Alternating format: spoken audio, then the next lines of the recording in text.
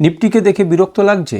আপনার কি মনে হচ্ছে যে ভালো মুভমেন্ট দিচ্ছে না কেন, অপশন ট্রেডিংয়ে ভালো মুভমেন্ট পাচ্ছেন না কেন, এমন কি মনে হচ্ছে? দেখুন, আজকে তবু একটু পেয়েছেন, কিন্তু একটা রেঞ্জের মধ্যেই নিফটি কিন্তু ঘোরাফেরা করছে। আগের দিনও আমি বোঝানোর চেষ্টা করেছি, দেখানোর চেষ্টা করেছি যে একটা পয়েন্টকে নিয়ে কয়েকটা 20 পয়েন্টের 30 পয়েন্টের কেমনভাবে মারপিট হচ্ছে সেটা বোঝানোর চেষ্টা করেছি। আজকে আমরা দেখব যে একটা গুরুত্বপূর্ণ প্রশ্ন নিয়ে আলোচনা হবে, সেটা হচ্ছে নিফটি কি 26,000-এর উপরে ওঠার চেষ্টা করেছে? দেখুন, আগে একবার বলেছিলাম 26,000 যেতে পারবে কিনা, টাচ করেছে, কিন্তু এখন প্রশ্ন হচ্ছে 26,000-এর উপরে কি সে যেতে চাইছে, মানে যেতে পারবে, বা সে 25,900-র নিচে নামবে, বা এর মধ্যেই সে খেলা করছে। এই বিষয়টাকে একটু বোঝার চেষ্টা করব। আমি সুররঞ্জন গঙ্গোপাধ্যায় আপনাদের সবাইকে স্বাগত জানাচ্ছি নিফটি অ্যানালিসিসের এই ভিডিওতে। চলুন ভিডিওটা শুরু করি, এবং শুরু করার আগে স্বাভাবিকভাবেই আমাকে একটা ডিসক্লেমার দিতে হয়, সেই ডিসক্লেমারটা আপনাদেরকে দিয়ে দিই। সেটা হচ্ছে, আমি কোনো সেবি রেজিস্টার্ড অ্যানালিস্ট নই, আমি আমার নিজের মতো করে অ্যানালিসিস করার চেষ্টা করছি। আপনারা সেই অ্যানালিসিসকে দেখুন, অনুভব করুন, বিচার করুন, এবং তারপর নিজেদের কাজে লাগান। চলুন দেখি মন দিয়ে।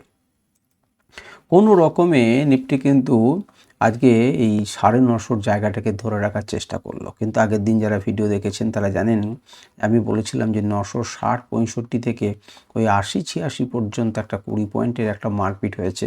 ভালো করে তাকিয়ে দেখুন, তার নিচেই কিন্তু ক্লোজিং হয়েছে। মার্কেট যে চেষ্টা করেনি তা নয়, চেষ্টা করেছিল, মার্কেট খুলেই ছিল 26,000-এর দোরগোড়ায়, এবং দেন এন্ড দেয়ার সেখানে রেজিস্ট্যান্স ফেস করেছে এবং মার্কেটকে নিচে আসতে হয়েছে। আমরা সেটা বোঝার চেষ্টা করব প্রত্যেকটা টাইম ফ্রেমে ধীরে ধীরে, এবং এটাও বোঝার চেষ্টা করব যে কেন এই জায়গাটাতে একটা রেঞ্জ বাউন্ড মার্কেটকে আমরা দেখেছি বা দেখতে হচ্ছে আমাদেরকে 2-3 দিন থেকে।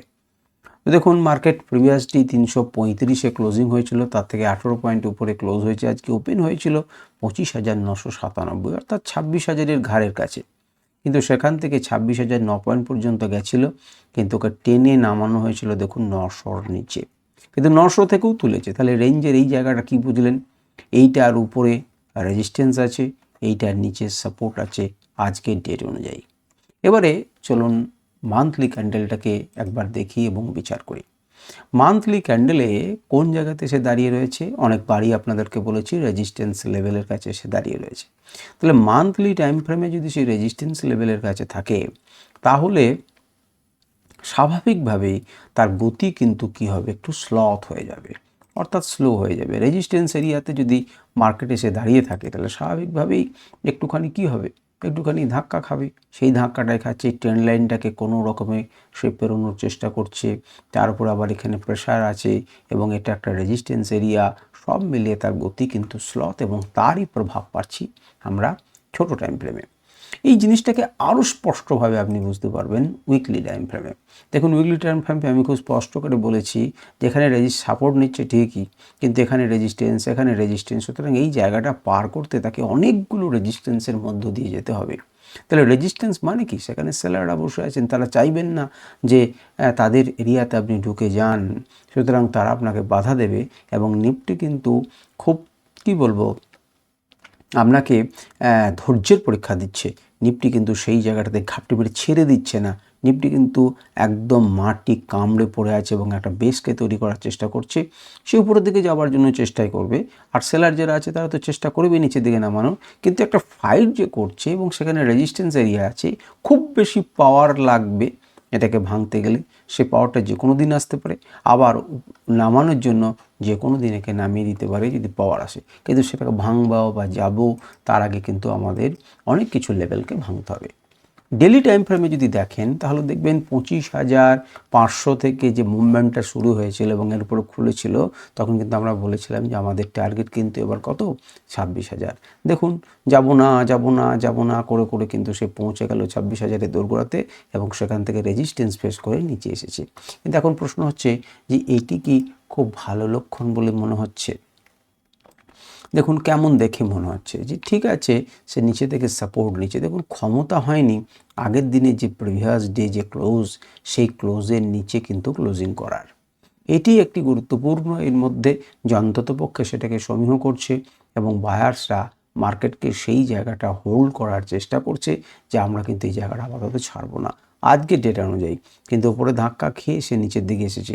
এই লেভেলটাকে যদি ভেঙে দেয়, এই লেভেলটা কোন লেভেলটা, ডান দিকে যদি বাড়ান তাহলেই দেখবেন যে সেই জায়গা যে 25,930, 25,930, 940, 920 এই যে রেঞ্জটা আছে, এটাকে ভেঙে যদি একবার নিচে নামতে পারে তাহলে তারা কিন্তু সফল হবে। সুতরাং আমরা খুব পরিষ্কার বুঝতে পারছি ডেলি টাইম ফ্রেমে কী করতে চাইছে এবং ডেলি টাইম ফ্রেমে কোন জায়গা থেকে কোন জায়গাতে ধাক্কা খাচ্ছে। আমাদের পক্ষে সবথেকে ভালো কি হয় না, কালকে মার্কেট খুলুক এবং এখানে খুলুক এবং এখান থেকে ধাক্কা খেয়ে ধীরে ধীরে ধীরে ধীরে একটা মুভমেন্ট যেন আমরা পাই, একটা বড় মুভমেন্ট হোক উপর দিকে, এমন চাইছি। এমন হতে পারে যেখানে ধাক্কা খুললো, মার্কেট এর নিচে খুললো, এখানে রেজিস্ট্যান্স নিল এবং তারপর নিচে এলো। মেবি হতে পারে আমরা লেভেল টু লেভেল চেক করব এবং দেখব। ঠিক, এরপরে চলুন 1 ঘন্টা টাইম ফ্রেমে দেখি, এবং 1 ঘন্টা টাইম ফ্রেমে দেখুন, আপনারা যদি মন দিয়ে দেখেন তাহলে আজকে একটা নতুন দুটো রেখার উৎপন্ন হয়েছে। সে দুটো রেড লাইন, এই এরিয়া দুটোকে আমি কি করেছি, কানেক্ট করেছি। এখানে একটা ট্রেন লাইনকে কানেক্ট করেছি এবং এখানে একটা ট্রেন লাইনকে কানেক্ট করেছি। আপনারা যদি মন দিয়ে দেখেন তাহলে একটু ছবির এইগুলোকে বন্ধ করে দিই, তাহলে একটা ক্লিয়ার আপনারা ভিউ পাবেন। দেখুন, এর আগে কোনো একটা ভিডিওতে আমি বলেছিলাম যে কি হতে পারে, তাতে কিন্তু আমরা এইভাবে এবং এই পয়েন্টগুলোকে নিয়ে, এটাকে নিয়ে আমরা এইভাবে এবং এই জিনিসটাকে নিয়ে আমরা টান মেরে এই পর্যন্ত আনতে পারি। এই যে প্যাটার্নটা তৈরি হচ্ছে, এটা কিন্তু বুলিশ পিনাট প্যাটার্ন। যদি তার উপর দিকটা ভাঙে, উপরের দিকে যায় সেই প্যাটার্ন অনুযায়ী, তাহলে কিন্তু হিসেব অনুযায়ী 27,770-এর কাছাকাছি বা 700-ই ধরুন, 27,700 কিন্তু টার্গেট হয়। এই বুলিশ পিনাটটার টার্গেট কিন্তু হিউজ হয়, কিন্তু সেটা তার টানা কালকেই দিনে উঠে যাবে না, এইভাবে যেতে পারে। কিন্তু আমরা সেইভাবে ম্যাটারটাকে বিচার করব না। আমরা বিচার করব, মাথা তো ওটা রাখবোই না, আমরা রাখবো যে এইভাবে আমাদের একটা ট্রেন্ড লাইন আছে। যদি মার্কেটের নিচে খোলে তাহলে এইভাবে ট্রেন্ড লাইনটাকে আপনারা টেনে লম্বা করে রাখবেন, তাহলে নিচের দিকে ভাবনা চিন্তা করব। এই জায়গায় সাপোর্ট নিয়ে যদি আবার যাই তাহলে এখানে রেজিস্ট্যান্স মনে করব। রেজিস্ট্যান্সকে ভেঙে যদি উপরে রিটেস্ট করে আবার উপর দিকে যেতে চাই, ভালো কথা। সাপোর্টকে ভেঙে যদি রিটেস্ট করে নিচের দিকে যায়, আমরা নিচের দিকে কথা ভাববো। আমরা ট্রেন্ড লাইনগুলো ভাববো, আমরা ভাববো না যেখানে একটা বুলিশ পিনাট হয়েছে এবং সেটাকে উড়িয়ে নিয়ে চলে যাবে 27,700। আমাকে বলতে হয় যে এটা একটা বুলিশ প্যাটার্ন, সেটুকু আমি আপনাদেরকে বললাম। এটার ফল কিন্তু যে এই মুহূর্তে আমরা বুলিশ হবেন এবং আপনারা কিনে বসে থাকবেন, সেটা কিন্তু নয়। তো যাই হোক, এবার কাছ থেকে একটুখানি বোঝার চেষ্টা করি যে কি ঘটনা ঘটলো। যে মান্থলি টাইম ফ্রেমে যে রেজিস্ট্যান্স এরিয়াতে রয়েছে, সেই রেজিস্ট্যান্স এরিয়াতে সে রেজিস্ট্যান্স পাবে, সেটাই কিন্তু স্বাভাবিক। এবং এখানে একটা এক্সট্রা রেড লাইন রয়েছে যেটি আপনাকে রেজিস্ট্যান্স দিচ্ছে, এবং এই জায়গাটাকে ঘিরেই মারপিট হচ্ছে, এবং এই জন্যই আপনি বিরক্ত হচ্ছেন যে আপনি ভালো মুভমেন্ট পাচ্ছেন না অপশন ট্রেড করার জন্য। আপনার মনে হচ্ছে না যে একবার লং পজিশন হচ্ছে তো টানা উড়ে যাচ্ছে না কেন, এবং শর্ট পজিশন হচ্ছে তো টানা নিচে নেমে যাচ্ছে না কেন। এই পজিশনটাকে হোল্ড করার চেষ্টা করছে, বরঞ্চ আপনার কাজ হবে এটাকে একটা রেক্ট্যাঙ্গল বা বক্স প্যাটার্নে তৈরি করে রেখে দেওয়া। যদি এটাকে ভাঙে আর রিটেস্ট করে আপনি উপর দিকে চিন্তাভাবনা করবেন, এটাকে যদি ভাঙে এবং রিটেস্ট করে নিচের দিকে চিন্তাভাবনা করবেন। সুতরাং আপনার ভাগ্য ভালো যে একটা স্প্রিংয়ের মধ্যে আটকে রয়েছে মার্কেট। যেদিন সে স্প্রিং থেকে ভেঙে খুলবে সেদিন কিন্তু একটা মুভমেন্ট দেখা যেতে পারে। সেই মুভমেন্টটা কবে আসবে আমরা কেউ জানি না, কিন্তু যখনই শুরু হবে, লাইভ মার্কেট যদি শুরু হয়, আপনি অবশ্যই সেটা পার্টিসিপেট করবেন, এটাই হচ্ছে আপনার কাজ। এরপরে চলে আসুন 15 মিনিটে। সেই 15 মিনিটের ব্যাপারটাই দেখবেন।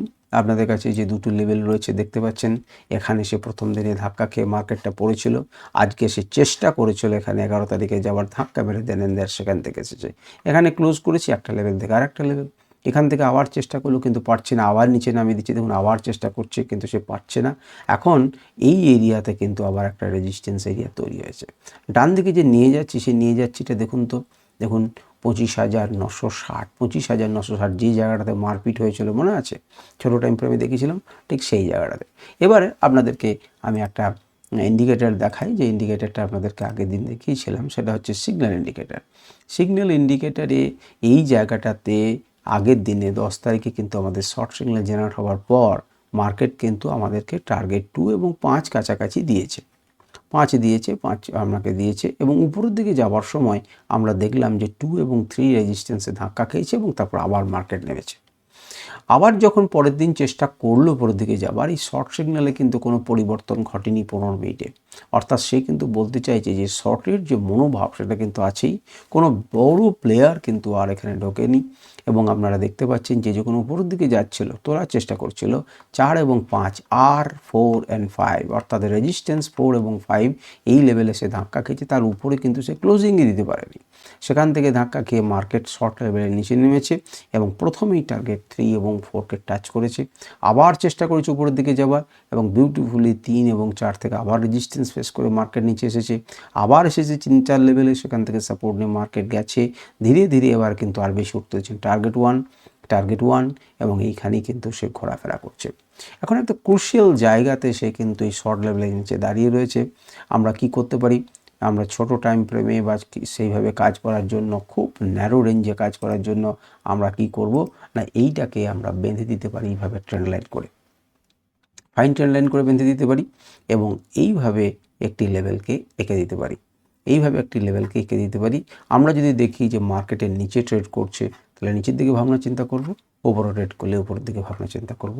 এটা একদম ক্লিয়ার কাট সিদ্ধান্ত। এবারে আমরা যদি একবার আত্মা ইন্ডিকেটরকে দেখি ট্রেন্ড লাইনগুলো কেমন, তাহলে ট্রেন্ড লাইনটা দেখার জন্য দেখুন আপনি এইভাবেও কিন্তু একটা ট্রেন্ড লাইনকে এঁকে রাখতে পারেন এবং সেক্ষেত্রে আপনি খুব ক্লিয়ার কাট একটা সিদ্ধান্ত পেলেন যে এইটা যদি কালকে এইরকম করে ভেঙে উপরের দিকে যায়, তাহলে এই সেই এরিয়া যে 26,070-72 আমার কি করবেন, একটা ধাক্কা খেতে পারে। আর যদি তার উপরে খোলে সেটা আলাদা কথা, যদি এটাকেও ভেঙে যায় তাহলে এখানে একটা ধাক্কা খেতে পারে, যদি 26,120 বা 100 লেভেল একটা ধাক্কা খেতে পারে। তো আপনারা এইভাবেও এঁকে রাখতে পারেন। আর নিচের দিকে তো দেখুন একটা গ্যাপকে অলরেডি ছেড়ে দিয়ে গেছে, এখন সেই গ্যাপটাকে পূরণ করতে এইটাকে ভেঙে হুড়ুর করে নিচে আসে কিনা সেটাও দেখার, কিন্তু সেক্ষেত্রে এটি কি হিসেবে কাজ করবে, একটি সাপোর্ট হিসেবে কাজ করবে, মনে রাখবেন। এবারে চলুন 15 মিনিট টাইম ফ্রেমে আমরা দেখলাম, এবার 5 মিনিট টাইম ফ্রেমে একটু দেখি। 5 মিনিট টাইম ফ্রেমেও দেখুন বিউটিফুলি সে রেজিস্ট্যান্স এরিয়াতেই খুলেছে। ভাগ্যবশত, দুর্ভাগ্য বলুন আর ভাগ্যবশতই বলুন, এখানে প্রত্যেকটা টাইম ফ্রেমে কিন্তু 26,000 এবং তার আশেপাশে কী ছিল, আমাদের লেভেল ছিল। সেখানে ধাক্কা খেয়ে দেখুন একদম স্ট্রেট ফাস্ট ফরওয়ার্ড আপনাকে দিয়েছে। মার্কেট আবার ওঠার চেষ্টা করেছে, আবার নিচে নামিয়েছে, একটা এম প্যাটার্নের মতো তৈরি করেছে এবং ব্রেকআউট ভাব তৈরি করেছে, কিন্তু সেখান থেকে মার্কেটকে আবার তুলে নিয়ে গেছে, চেষ্টা করছে। আস্তে আস্তে কি তৈরি করেছে না, হায়ার লোজ তৈরি করে মার্কেটকে কী করছে, তুলে নিয়ে যাওয়ার চেষ্টা করছে। তো আপনি হায়ার লোজটাকে মেনটেন করে মার্কেট, তাহলে আমরা উপর দিকে আবার 26,000 দেখতে পারি, আর যদি ভেঙে যায় তাহলে আমরা নিচের দিকে দেখতে পারি। সুতরাং আপনিও সেইভাবে সাজাতে পারেন। আমরা দেখব যে একদম এই এরিয়া থেকে মার্কেট ঘুরলো কেন। তো সেটা দেখানোর জন্য আমি কি করছি আপনাদেরকে, না আপনারা জানেন যে মার্কেটের রেঞ্জকে বোঝানোর জন্য আমি কি ইন্ডিকেটর দেখি, না ষড়রঞ্জন মার্কেট লেভেলস। তো ষড়রঞ্জন মার্কেট লেভেলস যদি ইন্ডিকেটরটাকে দেখি, তাহলে দেখব যে সেই যখন গ্রিন জোনের কাছে আসছে, প্রথম green zone, first green zone যখন ধাক্কা মারছে, ভেঙে দিয়েছে, কিচ্ছু বলার নেই। কেন? কারণ সে বুঝিয়ে দিয়েছে যে আমি ফার্স্ট রিভার্সাল জোনে কোনো রকমভাবে দাঁড়াবো না, আমি আজকে পড়তে চাইছি। সেই জন্য এখানে সে কোনোভাবেই দাঁড়ায়নি, সে কী করেছে, ভেঙেছে। ভাঙার পর যখন নিচের দিকে যাচ্ছিল, দেখুন ঠিক সেই জায়গাটাতে ধাক্কা খেয়েছে। এই জায়গায় যেহেতু নিচে পৌঁছায়নি, আবার চেষ্টা করেছিল ক্লাউডে ধাক্কা খেয়ে মার্কেট নিচে এসেছে, এর কাছাকাছি এরিয়া থেকে কি করেছে, সাপোর্ট নেবার চেষ্টা করেছে, কিন্তু যেহেতু এটা টাচ করেনি, সুতরাং তার কি রয়েছে, তার খিদে রয়েছে অংশটাকে টাচ করার, সে আবার ঘুরিয়ে এসেছে এবং টাচ করেছে। কিন্তু এবার যখন টাচ করলো, তখন কিন্তু সে মার্কেট এখান থেকে একদম ডাইরেক্ট মুভমেন্ট দেখুন এখানে দিল, আবার নামার চেষ্টা করলো, ক্লাউড তাকে ধরে রাখলো, ক্লাউড তাকে ঠেলে নিয়ে চললো এবং সে বারবার চেষ্টা করছে এটাকে ভাঙার, 25,970কে ভাঙার।